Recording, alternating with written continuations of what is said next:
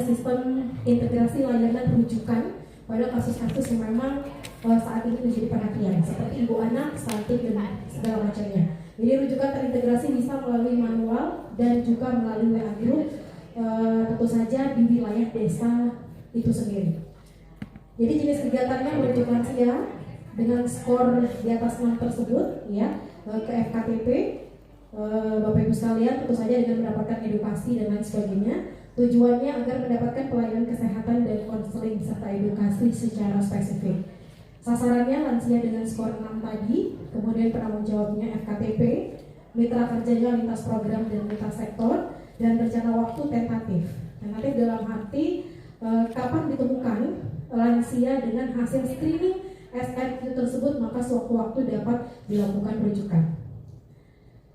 Indikator kinerjanya untuk lansia yang memang terindikasi masalah kejiwaan. Kemudian sumber biaya tergantung ya Bapak Ibu sekalian, bisa juga dengan BPJS. Kemudian yang kedua adalah sosialisasi.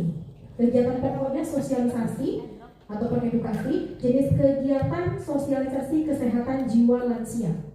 Tujuannya untuk menambah pemahaman keluarga pendamping lansia.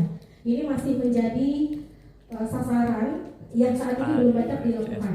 Kalau selama ini ada penyuluhan lansia, edukasi lansia seperti itu, ya sebenarnya yang lebih mumpuni sekali sebenarnya di awal dengan keterbatasan dana itu bisa melalui keluarga pendamping lansia.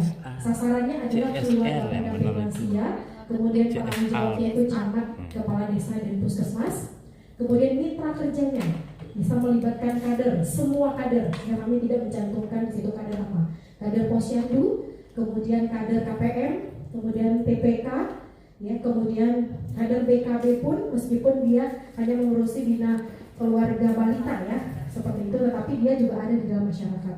Kemudian PKK sebagai mitra yang paling dan sangat strategis, kemudian organisasi wanita, kemudian organisasi pemuda, tokoh agama, tokoh masyarakat, terpenting lembaga adat. Sebagai contoh di beberapa kabupaten juga, bahkan mungkin di semua kabupaten ya, sudah ada lembaga adat sekarang tidak hanya di tingkat kabupaten dan kecamatan, sekarang sudah ada bahkan di tingkat desa. Kemudian majelis taklim. Rencana waktu sosialisasi 2 kali setahun untuk anggaran sesuai dengan peserta ya. Jadi estimasi misalnya 5 juta misal. Kemudian indikator kinerja persentase keluarga mendapatkan sosialisasi kesehatan jiwa lansia. Jadi ada semacam RUK yang jelas atau perancangan yang jelas berapa sasaran keluarga lansia yang ada di desa tersebut dipetakan, kemudian berapa per tahunnya mampu untuk diberikan sosialisasi. Dan ini sasarannya kalau 2 kali setahun mungkin bisa berganti supaya semuanya mendapatkan pemahaman yang sama. Untuk sumber biaya bisa melalui dana desa, kemudian anggaran dana desa juga bisa. Kalau anggaran dana desa bisa masuk melalui pendapatan asli desa juga. Kemudian CSR dan kemudian juga APBD. Untuk CSR mungkin kita kadang berpikir CSR-nya harus yang besar seperti itu. Kayak Sumbawa yang mungkin ada tambangnya besar ya, SJR, kemudian aman mineral. Padahal sebenarnya CSR itu bisa juga yang mungkin mart-mart yang ada di sekitar kita, yang tidak usah saya sebutkan ini ya. Kemudian selanjutnya, next, sedikit lagi ya. Yang ketiga ada bina keluarga lansia. Jenis kegiatan bisa sekolah lansia, kemudian yang kedua adalah kelompok lansia atau biasa kita sebut karang lansia. Dengan tujuan memberdayakan lansia secara produktif dan mandiri. Jadi dia tidak hanya produktif, tidak hanya mandiri, tapi juga bisa produktif. Dengan sasaran lansia, penanggung jawab langsung kita menuliskan bupati karena nanti ada instruksi dan segala macamnya. Ada camat, kepala desa, puskesmas. Dengan mitra kerja DP2 KBP 3A, kemudian bagian Kesla di Setda, kemudian DPMD, ada Basnas, ada MUI, kemudian kita juga lupa masuk tadi ya, bukan lupa, kalau sempat diketik media massa itu juga masuk di dalamnya. Rencana waktu 1 kali seminggu dengan keluarga lansia ini baik kelompok lansianya maupun sekolah lansia. Dengan anggaran 1 juta per minggu. Kemudian indikator kinerja lansia produktif dan mandiri. Dan sumber biaya melalui dana desa, anggaran dana desa, CSR dan juga APBD. Selanjutnya yang keempat, desa siaga sehat jiwa dengan jenis kegiatan cukup banyak ya, di sini ada sosialisasi, advokasi, pembentukan, pelaksanaan. Kalau tadi advokasi sudah banyak dicontohkan oleh kelompok 1, nanti sosialisasi, kemudian pembentukan sampai dengan pelaksanaan dan juga ada evaluasi. Dengan tujuan sebagai wadah koordinasi dan percepatan penanganan masalah kesehatan jiwa. Kalau biasanya kita hanya berfokus pada koordinasi dan penanganan, maka di sini kami dari kelompok 2 menambahkan item percepatan. Jadi koordinasi dan percepatan penanganan masalah kesehatan jiwa. Agar nanti masalah kesehatan jiwa, terutama di kelompok yang berisiko seperti lansia, yang disampaikan tadi oleh kelompok 1 yang begitu urgent, juga bisa mendapatkan skala prioritas untuk mendapatkan pelayanan segera.